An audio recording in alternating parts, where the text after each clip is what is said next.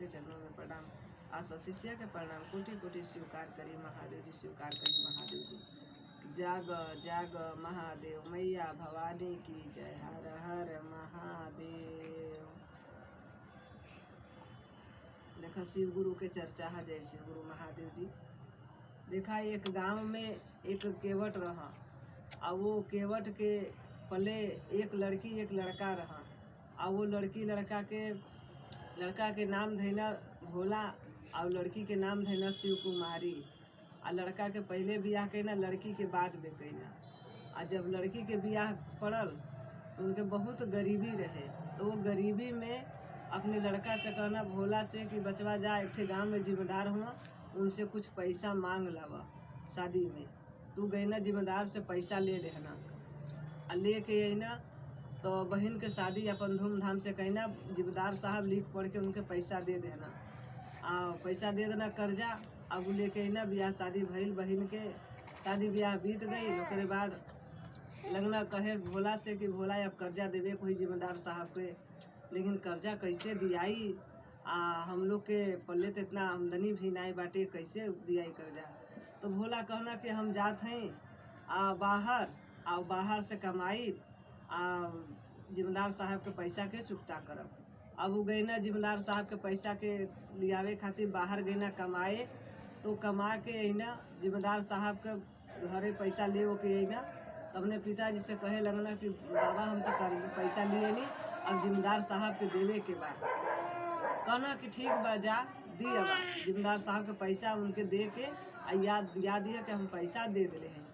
वो अपन यही ना जिम्मेदार साहब से कहना कि जिम्मेदार साहब जौन कर्जा हम ले गए हैं बहन के शादी में, वो हम पैसा लेके आए हैं, वो पैसा आप ले ले हैं। जिम्मेदार साहब कहना कि ठीक है भोला।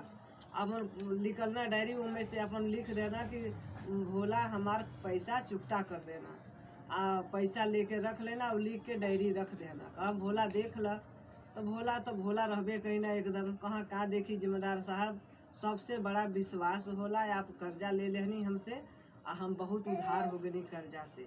अब हम चलत हैं जिम्मेदार साहब घरे। अब जिम्मेदार साहब के पैसा दे के भोला चले ना अपने घरे। अब धीरे धीरे साल भर बीत गई। तब कहे लगना कि जिम्मेदार साहब के मन में लालच आ गई कि साल भरे के अंदर में भोला हमार 2.5 लाख रुपया चुकता कर दे ना, अगर झूठ बोल दे तो 2.5 लाख रुपया और मिल जाई। तो अपन गैना पुलिस चौकी में लिखा देना कि भोला हमार पैसा हमके नहीं देना, हमके पैसा हमार दिवा दा।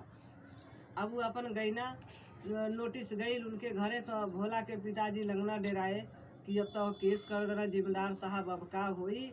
अब वो अपन गैना तो भोला आईना घरे, तो उनकर पिताजी लगना कहे कि बचवा जिम्मेदार साहब के पैसा तू देला नहीं, जिम्मेदार साहब तो केस कर देना, दावा कर देना, अब कैसे का होई।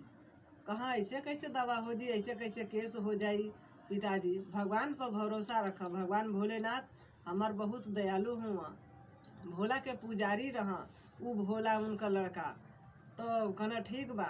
जब गैना कचहरी में तो जज साहब कटघड़ा में खड़ा कर देना, कहना भोला तू जिम्मेदार साहब के पैसा लेहला, जिम्मेदार साहब के पैसा देहला नहीं, अपनी जिम्मेदारी से ले ला। तो कहना नहीं जिम्मेदार साहब हम पैसा दे दिले हैं, आ जिम्मेदार साहब झूठ बोलत हुआ।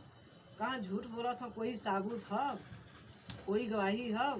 कहना हाँ गवाही हुआ। कहना के गवाही बा। कहना हमार शंकर। कहाँ शंकर कहाँ हुआ, कौन शंकर हुआ। कहता हमार शंकर हुआ, उन्हीं के सामने हम पैसा देनी, हमार कुल जानत हो लेहनी तबो जानत हुआ, पैसा चुकता कैनी तबो जानत हुआ। तो कहना ठीक बा, अपने गवाह के 5 दिना के तारीख डाल देना कि 5वें दिना अपने गवाह के लेके अइहा, बयान होई अदालत में। अब कहना ठीक बा। 5वें दिना पुलिस गईना, फिर नोटिस पहुँचौना उनके घर पर। कहना कि देखा शंकर भोला आज तो तोहार तारीख है, जाए के है मुकदमा में। कहना ठीक बा। अब भोला गईना अब मंदिर में महादेव जी के जाके कहना हे शंकर भगवान भोलेनाथ आप तो बहुत दयालु हैं, आप तो बहुत देवों के देव महादेव हैं, आप तो मन के बात सबकर जानी ना महादेव जी। अगर आपके गवाही पर हम बच जाए, आपके गवाही अगर नहीं करब तो हम फंस जाए। हे महादेव जी, हे शिव शंभु शिव त्रिपुरारी महादेव, हमार गवाही देवे खातिर कचहरी में 10 बजे तू पहुँच अइहा। कह के भोला शंकर जी से कह के चल गई ना। जब गई ना भोला कचहरी में खाड़ हो गई ना कटघरे में, तो जज साहब पूछत हुआ कि भोला तोहार गवाही यही ना, तोहार गवाही यही ना शंकर? कहत हाँ अबे आवत हुई हाँ, हाँ अबे आवत हुई हाँ। ऐसे कहत बाना तो 12 बज गई। तबो में जज साहब पूछत हुआ कि भोला तोहार गवाही यही ना? कहत हाँ आवत हुई हाँ। आ तब से भोला के पीछे जज साहब को नज़र भंजल। अब भोला आके भोला के पीछे शंकर जी खाड़ हो गई ना, बूढ़ का भेष बना के आईना। तब तो देखत हुआ भोला के पीछे शंकर जी खड़ा बना। तो कहत कि ई के हा? कहत इहे तो हमार शंकर हुआ, तो इहे गवाहीदार हुआ? कहत हाँ। कहना ठीक बा। तो कटघरा में जज साहब खड़ा कर देना शंकर जी के। कहा जा शंकर, भोला के गवाही करना है, जा कटघरे में खड़ा होकर।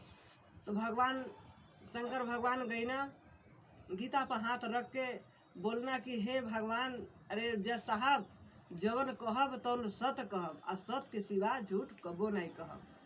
तो कहत तब जज साहब पूछना सुना शंकर, भोला कर्जा लेहना तो जानत हुआ? कहत हाँ। भोला कमा के साल भर में पैसा चुकता कहीं जानत हुआ? कहत हाँ। हमरे सामने के बात है, हमरे सामने भोला कर्जा देहना जिम्मेदार साहब के, जिम्मेदार झूठ बोलत हुआ, भोला पैसा कहिए चुकता कर देहना। तब कहना कि एकर साबुत बा? कहत हाँ साबुत है ना। कहना कहाँ साबुत है? साबुत लेके आवा। तो कहना कि जब साबुत तो जिम्मेदार साहब के घर में बा। कहाँ जिम्मेदार साहब के घर में है? कहत हाँ। कहाँ जा जल्दी से। तब पुलिस लोग के भेजना जज साहब। कहाँ कि देखा जिम्मेदार साहब जहाँ रहे ना, वही के बगल में एक लाल अलमारी है, और वही अलमारी में लाल डायरी है। वही डायरी में लिखल है कि भोला के कर्जा जब देहना जिम्मेदार साहब, तब वो लिख देना कि भोला के कर्जा देते।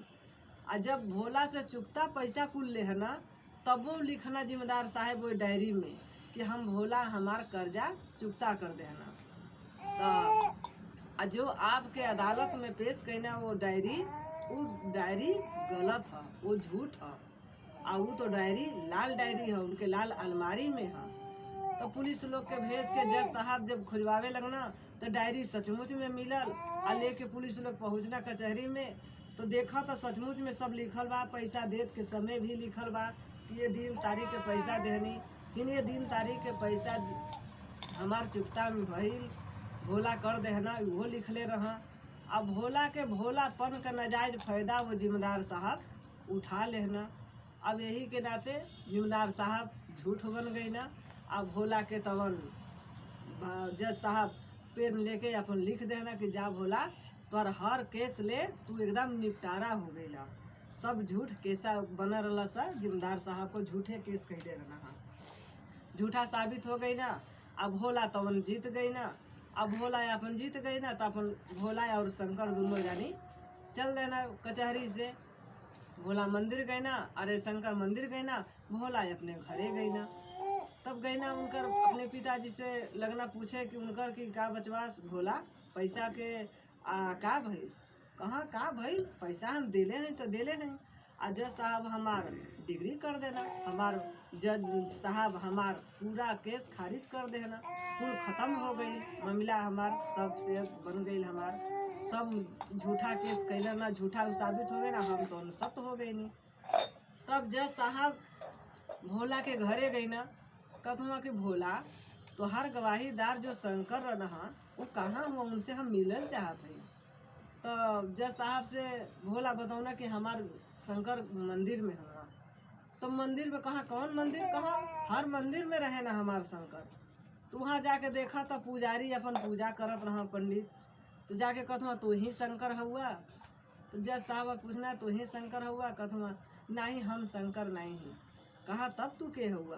कहता हम पंडित पुजारी हैं, ये मंदिर का हम पुजारी हैं। कहाँ शंकर कहाँ हुआ? कहे शंकर अंदर बैठल हुआ। तो आके देखत हुआ तो खाली मूर्ति देखात बा। कहत अरे में तो शंकर है ही नहीं हुआ। कहा वहीं में शंकर हुआ। तू ठीक से देखा, वो मूर्ति में देखबा तो शंकर तो के खुद नजर यहाँ जैसन शंकर तोहार गवाही देवे गए रहा अदालत में, वैसे ही शंकर तोहके देखई हाँ। जब जाके मूर्ति में एकदम लगे ताकत बना, तो वैसे ही बुढ़ापा के रूप में शंकर भगवान उनके दिखाई देना। तब जज साहब अपन माथा टेक देना कि हे भगवान शंकर, हम जज साहेब बन का गईनी कि हम तोके परीख नहीं पौनी। आज से अपन कुर्सी त्याग दे, आज से अपन नौकरी छोड़ दे, और छोड़ के नौकरी कुर्सी सब छोड़ के इस्तीफा दे देना, आई अपने शंकर भगवान के चरण पकड़ के दासी बन गई ना कि 7 जन्म 7 युग तक हे भगवान शंकर आपको ही सेवा में हम अपन जीवन बिताई। और सेवा में जीवन बितावे खातिर भगवान महादेव से वचन दे के अपन नौकरी छोड़ देना। आ शंकर भगवान के चरण में पड़ के वो जज साहब उनकर सेवा पूजा करे लगना।